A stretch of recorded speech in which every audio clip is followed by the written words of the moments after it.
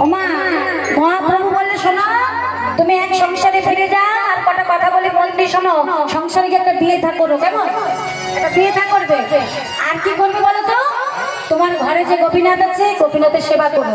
আর একটা কথা শোনো, যে তোমাদের বংশগত যেটা তোমাদের কাজ, চিকিৎসা, চিকিৎসা করতে ভুলো না।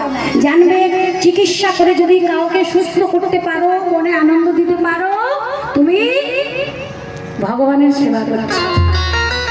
কারণ জীবে প্রেম করে যেজন সেজন, হ্যাঁ দেখেছো, প্রত্যেকটা জীবের মধ্যে ভগবান আছে, স্বামীজি বলে গেছে, তাই না? তাই তুমি চিকিৎসাটা ভালো করে করো। বলছে বেশ, তাহলে আমি আসি। হ্যাঁ হ্যাঁ, আর দাঁড়া একটা কথা। এই এত কিছু করে যদি একটু সময় পাও, তা তুমি একটা কাজ করো আমার জন্য। বলে কি করবো?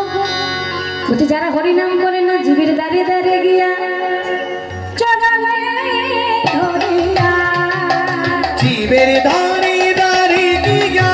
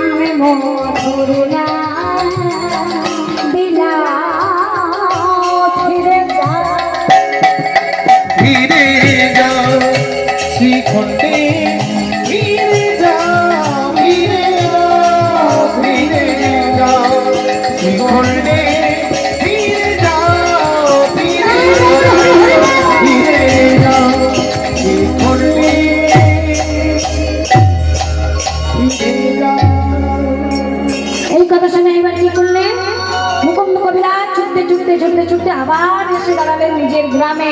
গ্রামটার নাম কি বলেছিলাম বাবা?